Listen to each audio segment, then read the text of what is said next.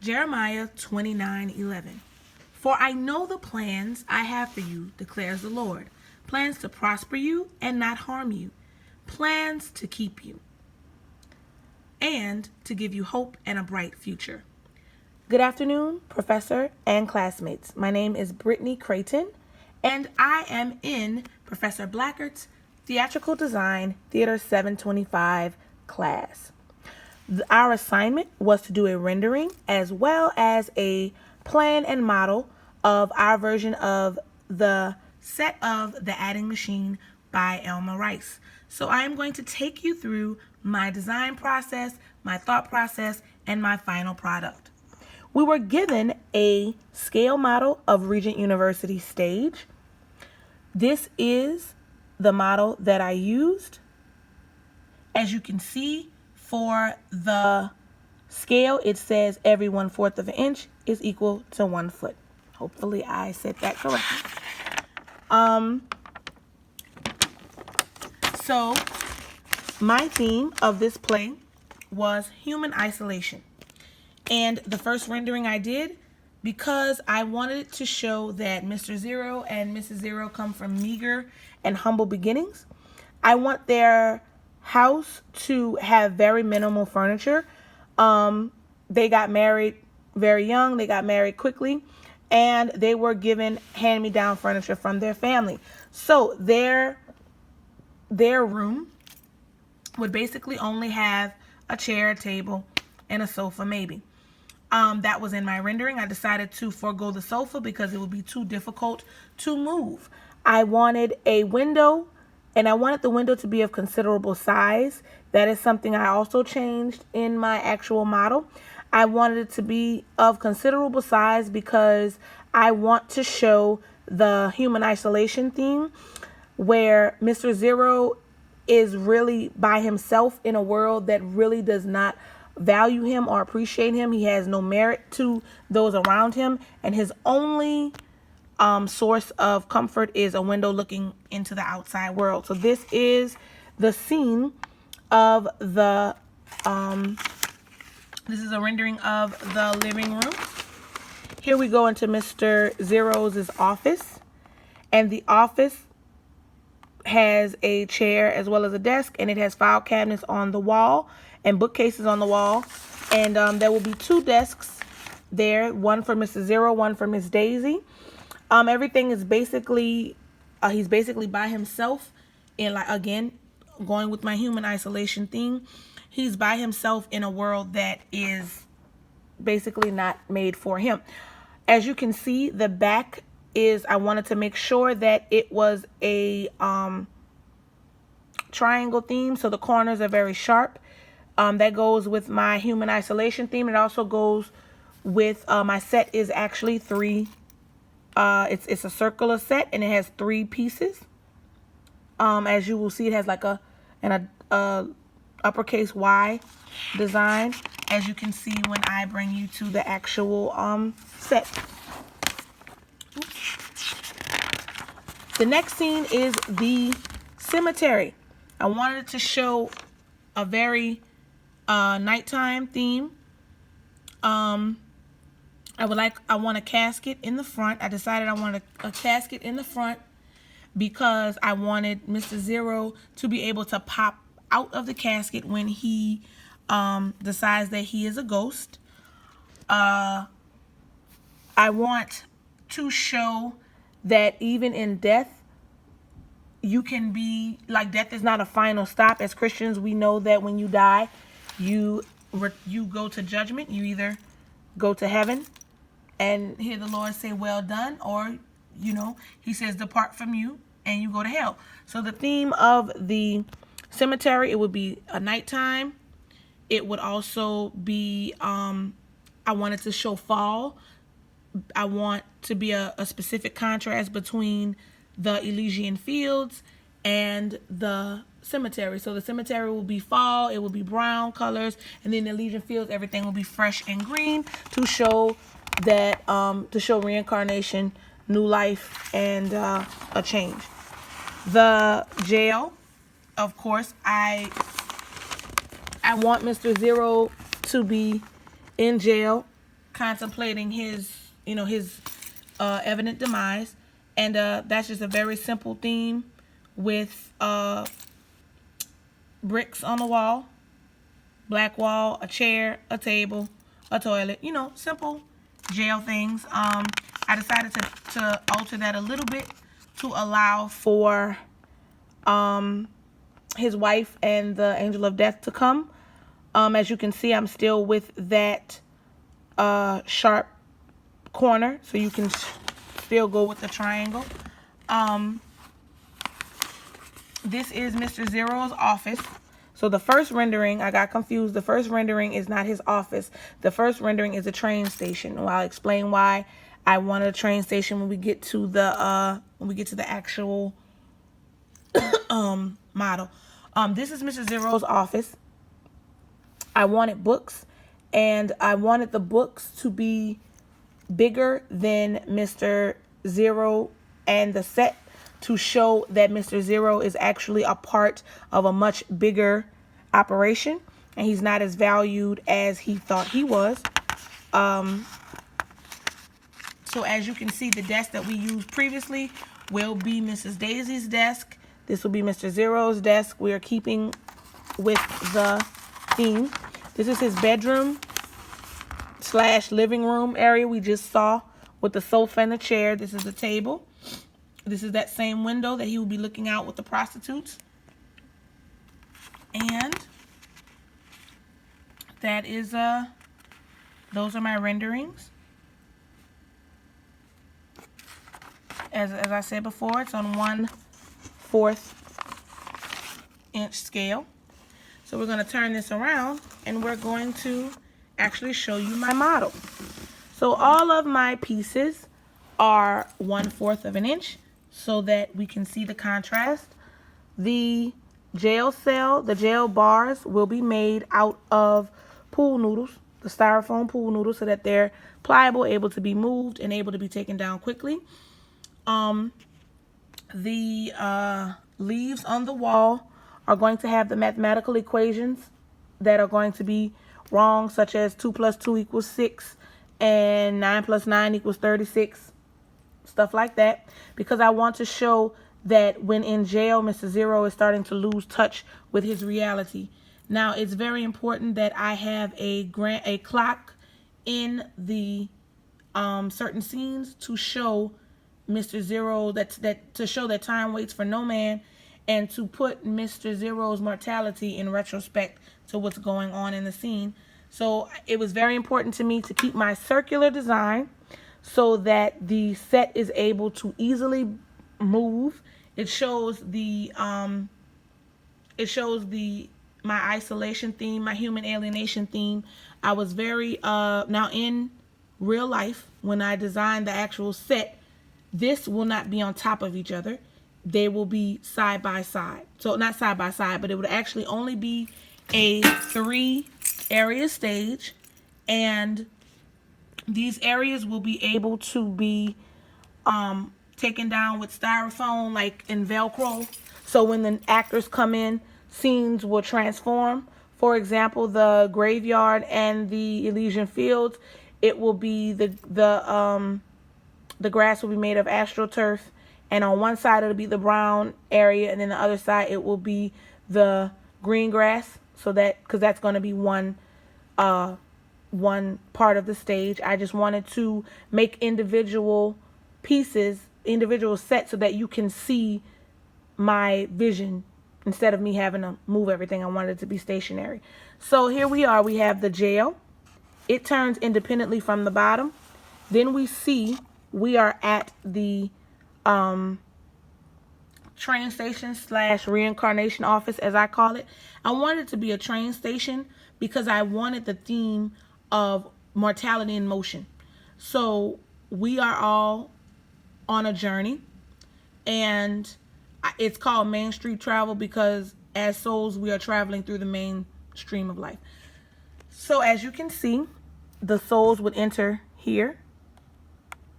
They would sit on the bench, and they would go and see the gentleman at the help desk, at the soul help desk per se.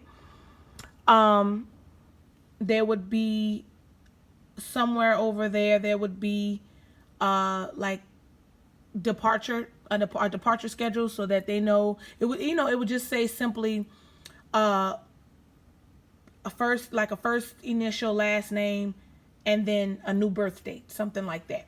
So the souls would come in at the red light. They would stop. They would take their picture, and then they would go down this way to be reincarnated. That is actually where the light will be coming from for Mr. Zero when he sees that when he goes to be reincarnated, he doesn't really want to go.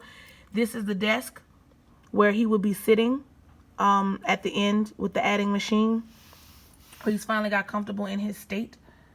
And I was very adamant and very determined that the set should turn independently. So as you can see, this part turns while the other part stays stationary. So this is the office that I was referring to. The floor would just be textured. It would just be painted a certain color to show that these areas of the stage are the same. So as you can see, this is Mr. Zero's desk. This is Miss Daisy's desk. Each have their own file cabinets. We have a bookcase right there. I wanted the books that are on top to be bigger than I wanted them to be exaggerated, because I wanted to show that Mr. Zero, if he was right here, he would be his own person, and he would think that, you would think that Mr. Zero is a productive, successful, important member of society. But when you look back at it in relation to what else is going on in the scene, you realize how insignificant he really is. So if you're looking at it from right here, Mr. Zero looks very, very like he's, very important. He, he has something to contribute. He is, an individual in society.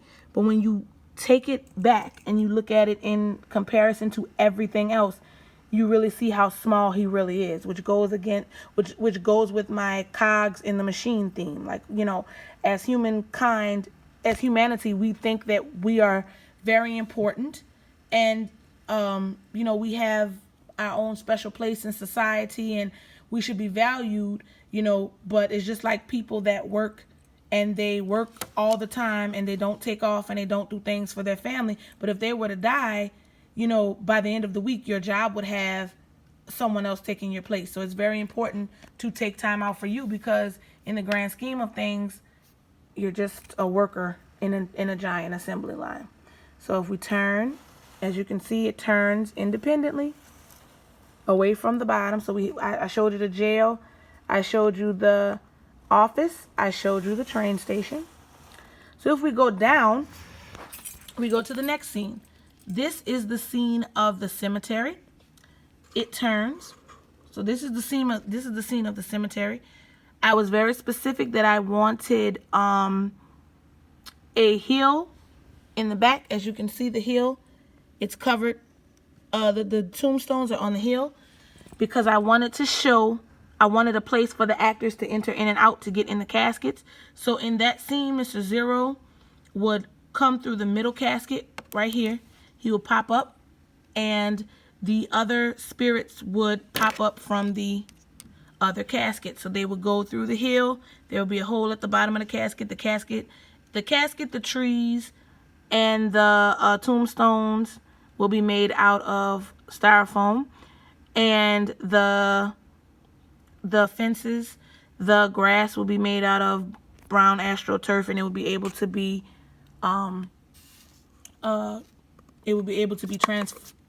transferred or switched into the Elysian Fields theme.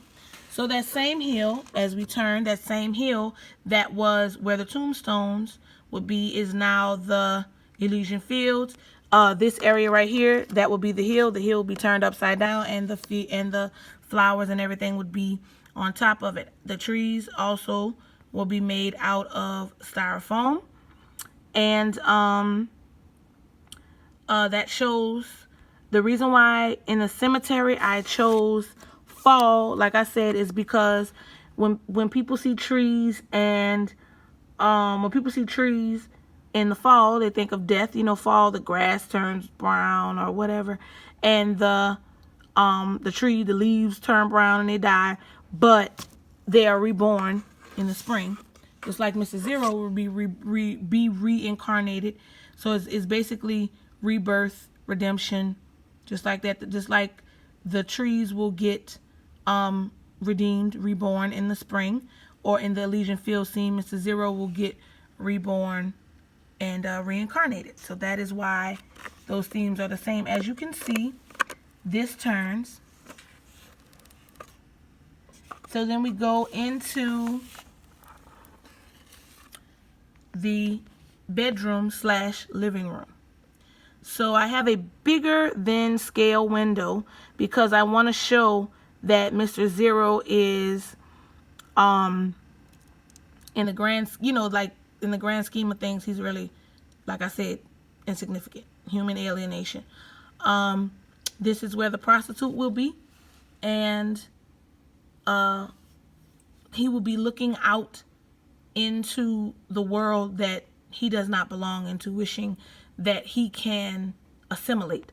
So that's why I wanted the window bigger, because his desire to assimilate into normal society is great. I have the table for Mr. and Mrs. Zero. I have the bed, a nightstand, simple things that will all be made out of lightweight materials that can easily be transported. So this is, like I said, is built on 1/4 of a scale. This is my set of Regent University main stage, including the apron. And if you look, you can see, like I said, it turns. Oh, my light went off in my classroom. It turns independently. I'll give you one more final view. And at the bottom, it turns as a whole. So to make my circular stage, I used cardboard cake pieces, 12 inches. And I used felt for my grass. And I am not a scenic artist, so rather than create trees that would look horrible to me, I purchased trees. So yeah, so there are 4 cake pieces, one as a stationary, then one right here as a base, and one right there. So, oh, it's actually 5. Sorry. 1, 2, 3, 4, 5. I have a dowel in the middle, between the walls, going straight down the middle, so that it's able to turn, and the top is able to turn independently. So here is my set. I am very pleased with it. I actually got frustrated because I'm not a designer, but I prayed and I was determined to finish, and I knew I had a vision as complex as it is, and it came out very, very good. So if we go back to my renderings,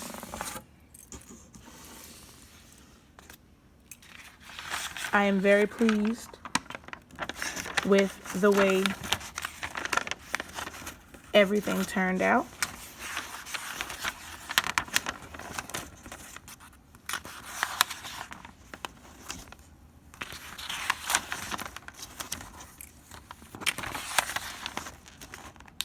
See the bookcase, it's all the bed, it's all the table. As you can see, I'm very, very pleased with my assignment. Just goes to show you, you don't have to be, and you don't have to specialize in a specific thing. If you just stay focused and determined and follow directions and keep God at the center of it, everything will turn out right. Turn. Get it? Thank you. Bye-bye.